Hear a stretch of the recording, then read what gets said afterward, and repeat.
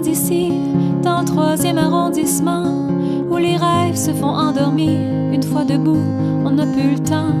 Mon père gagnait sa vie à l'usine de Camaro, pareil comme son père avant lui, même qui posait le même morceau.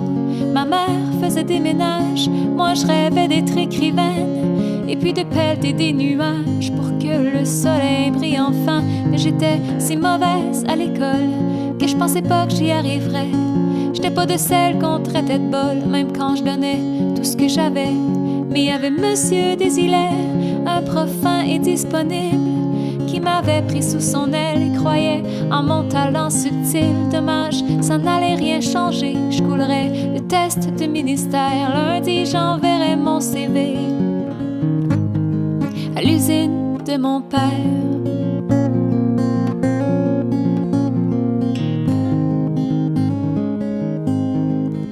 Mais la veille de l'examen final, le bon Monsieur Desilets m'a tendu un crayon banal roulé dans du velours épais. Et puis, tout en fixant ma main, il me dit: ce crayon-là, il est magique, prends-le demain pour l'examen.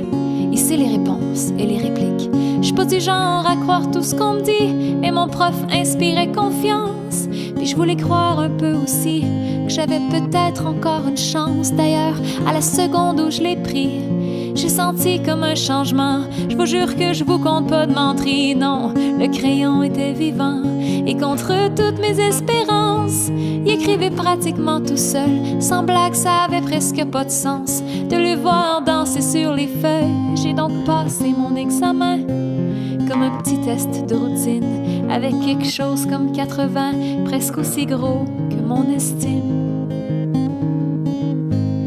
Ah, j'aurais dû rendre le crayon.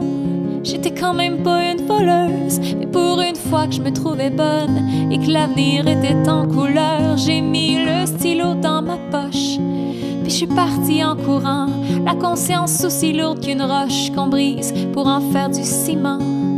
Et au fil des années, je suis devenue l'auteur que j'espérais. J'ai même vendu dans le monde entier tous mes bouquins et mes essais, mais avec le sentiment étrange qu'au fond, j'avais rien accompli. Le stylo vainquait les pages blanches, moi, je n'étais que son outil. Je me suis mis à boire plus qu'il ne faut pour oublier que je n'étais rien, que je roulais dans une Camaro sur laquelle mon père s'usait les mains. En plus, j'avais toujours peur qu'on me vole mon précieux crayon ou que me dénonce mon professeur. Le sang serait vraiment fini pour de bon.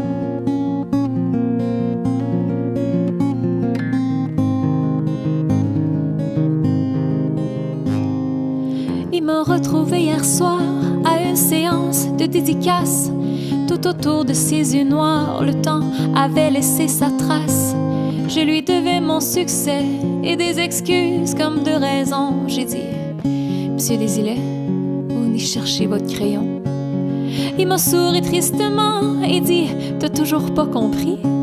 Il est dans ta tête ton grand talent. Le stylo venait de chez Uniprix. Laisse-moi te regarder maintenant. Je suis si fière de toi. Y a pas un seul de tes romans que j'ai pas lu au moins 3 fois. Moi je me suis levée d'un coup, j'en croyais juste pas mes oreilles. J'ai pris mon vieux prof par le cou. La vérité me donnait des ailes tellement qu'en arrivant chez moi, j'ai jeté le stylo par la fenêtre. La lumière brillait sur les toits et les mots dansaient dans ma tête. J'ai pas fermé l'œil de la nuit, non, j'ai écrit sans m'arrêter le nombre de feuilles que j'ai noircies.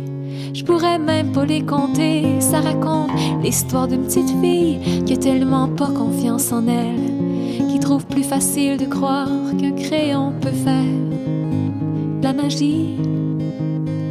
Car dans le 3e arrondissement, les rêves volent pas très haut. On les laisse traîner sur un banc devant l'usine de Camaro. Et comme on entend la machinerie crier jusque dans le cours d'école, on comprend vite dès qu'on est petit qu'il y a juste les oiseaux qui s'envolent.